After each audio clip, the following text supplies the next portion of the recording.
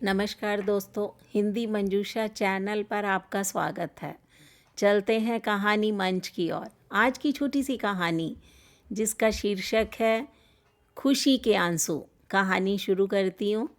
ये अविवाहित शिक्षिका नीलम की कहानी है, जिसने 2 अनाथ बच्चों को गोद लिया जब वो 7 साल के थे और 22 साल बाद एक सुखद अंत के रूप में ये कहानी सामने आई।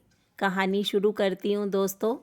नीलम ग्रामीण इलाके के एक छोटे से गांव हरिपुरा स्कूल में एक प्राथमिक विद्यालय की शिक्षिका थी। 30 के दशक की शुरुआत में थी नीलम, अविवाहित, निसंतान, स्कूल के पीछे एक साधारण से घर में अकेली रहती थी।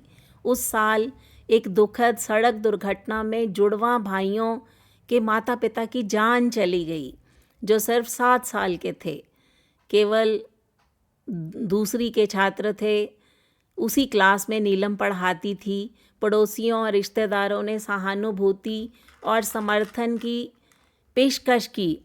उन लड़कों को प्रांतीय अनाथालय भेजने की योजना बना रहे थे, लेकिन उसी रात नीलम जागती रही, सोचती रही और अगली सुबह नीलम ने उन दोनों बच्चों को गोद लेने का आवेदन जमा कर दिया। लोग हैरान थे कि तुम्हारा पति नहीं है, बच्चे नहीं हैं, तुम 2 छोटे बच्चों को कैसे संभाल पाओगी। लेकिन नीलम बस मुस्कुराई। मैं पढ़ाती हूँ, साक्षरता देखती हूँ, इंसानियत सिखाती हूँ। अब समय है, मैं वास्तव में अपने पेशे को जीना चाहती हूँ। शुरुआती वर्षों में उन तीनों के लिए जीवन अविश्वसनीय रूप से कठिन था। अकेले वो पढ़ाती थी, उनके खाने, कपड़े, पढ़ाई, दवाई आदि का प्रबंधन करती थी।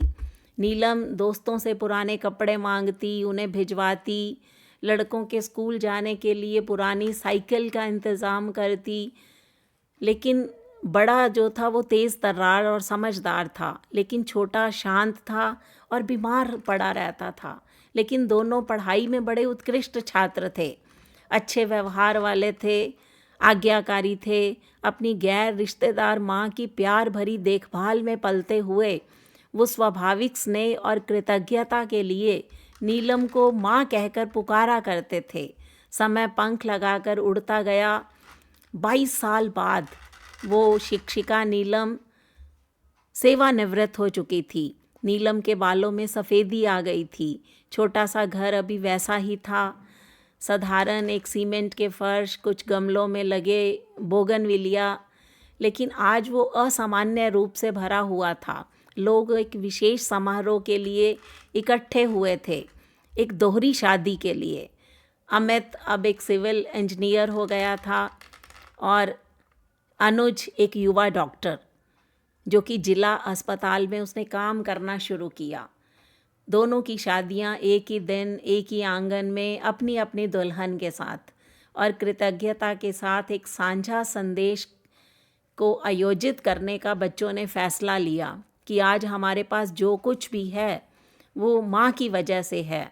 माँ मिस नीलम, जो कि केंद्रीय कुर्सी पर बैठी हुई थी, उनके दोनों बेटे, 2 सुंदर पत्नियाँ उसके बगल में थी। वह रोने लगी।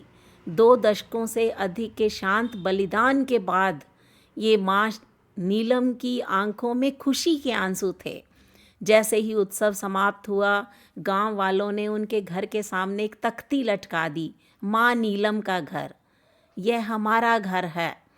वह महिला जिसने अपना पूरा जीवन बिना पति और बच्चों के बिताया, आखिरकार उसे एक ऐसा परिवार मिला जिसने सपने में भी नीलम ने नहीं सोचा था। अगर नीलम के अपने बच्चे होते तो शायद वो इतना सुख का अनुभव ना कर पाती जितना गोद लेने के बाद उसने अपने बच्चों को जो प्यार दिया, लाड दिया, पढ़ाया, लिखाया।